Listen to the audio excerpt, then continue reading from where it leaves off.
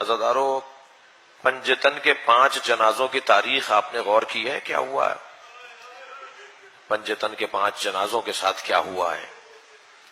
کائنات کے افضل ترین لوگ، جن کی وجہ سے اللہ نے ساری دنیا بنائی ہے، جن کی وجہ سے ہم کھا پی رہے ہیں، جن کی وجہ سے یہ ساری دنیا چل رہی ہے، پنجتن وعالین لوگ، جو حضرت آدم کو سجدہ کرنا ان کے لیے ضروری نہیں تھا، سارے فرشتوں سے کہا سجدہ کرو، اللہ کہہ رہا ہے شیطان سے کیا تو متکبر ہو گیا؟ یا عالین میں سے ہے جو سجدہ نہیں کر رہا؟ عالین کو میں نے نہیں کہا ہے سجدہ کرنے کا، تو کیوں نہیں کر رہا سجدہ؟ وہ عالین لوگ، وہ بڑے لوگ جو اس وقت میں بھی موجود تھے، ان کے جنازوں کے ساتھ کیا ہوا؟ پیغمبر کے جنازے میں 11 افراد ہیں، کوئی نہیں تھا جنازے میں نبی کے، 1 لاکھ سے زیادہ صحابہ مدینے میں تھے، مگر نبی کے جنازے میں 11 افراد ہیں۔ امت کو بڑا اعتراض ہوا کہ علی نے ہمارا انتظار نہیں کیا، بہت شور مچایا، بڑا اعتراض کیا کہ علی نے نبی کے جنازے میں ہمیں نہیں بلایا۔ اس گھر میں 95 یا 75 دن کے بعد ایک اور جنازہ ہوا، وہ جناب فاطمہ زہرا کا جنازہ ہے، 4 آدمی ہیں اس جنازے میں۔ میں اور آپ اپنے عزیزوں کا جنازہ اٹھاتے ہیں تو ہزاروں لوگوں کی شرکت ہوتی ہے، نبی کی اکلوتی بیٹی، کائنات کی مخدومہ، محشر میں خاتون بنے گی، جنت میں جو سب سے پہلے جائے گی، اس کے جنازے میں 4 آدمی شامل ہیں۔ پھر امت کا اعتراض ہوا کہ اہل بیت نے ہمیں جنازے میں نہیں بلایا، تو اس گھر میں تیسرا جنازہ ہوا ہے مولا علی کا، اس میں 2 آدمی شریک ہیں۔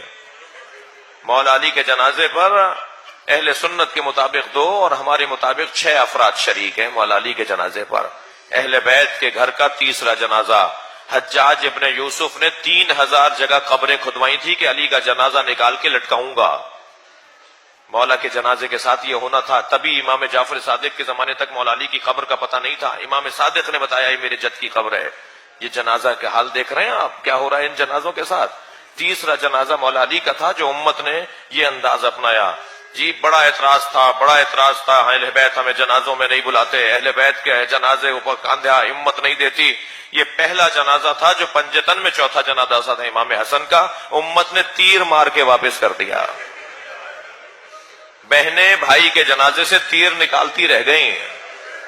یہ پہلا پنجتن کا جنازہ تھا جو امت کے کاندھوں پر دیا گیا تھا، اور اہل بیت کا 5واں جنازہ اور امت کے کاندھوں پہ دوسرا جنازہ وہ حسین کا جنازہ ہے۔ گھوڑے دوڑا دیے حسین پر، اور ایسے گھوڑے دوڑے ہیں کہ بہن بھائی کا لاشا نہیں پہچان سکی۔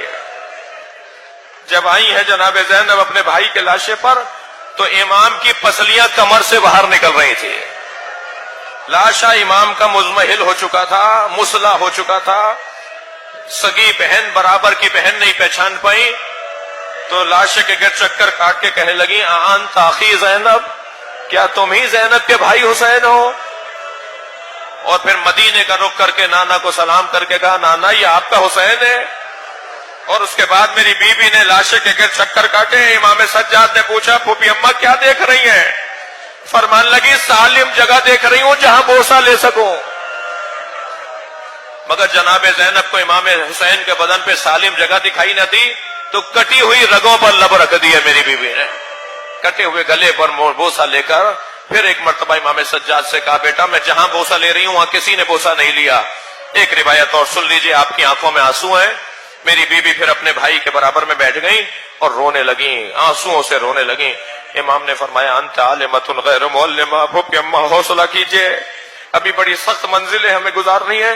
فرمانے لگی زین العابدین میں کم سن تھی، اپنے گھر کے مدینے کے میں اپنے گھر کے صحن میں سو رہی تھی، کچھ دیر کے بعد میری آنکھ کھلی تو میں نے کیا دیکھا، سارے صحن میں دھوپ آئی ہوئی ہے مگر میرے اوپر سایہ ہے۔ تو میں پریشان ہوئی، میں مضطرب ہوئی، سوچنے لگی یہ سایہ کیسا ہے۔ تو میں نے کروٹ لے کر پہلو بدل کے جب دیکھا تو یہی بھائی تھا جو چادر پکڑے کھڑا تھا کہ کہیں میری بہن زینب پر دھوپ نہ آ جائے۔ اب بتاؤ میں کہاں صبر کروں، میرے سر پر چادر نہیں ہے، بھائی کے بدن پہ دھوپ آ گئی ہے، کوئی نہیں ہے جو زہرا کے لال کے بدن پر کپڑا ڈالے۔ اللہ لعنت اللہ علی قوم الظالمین۔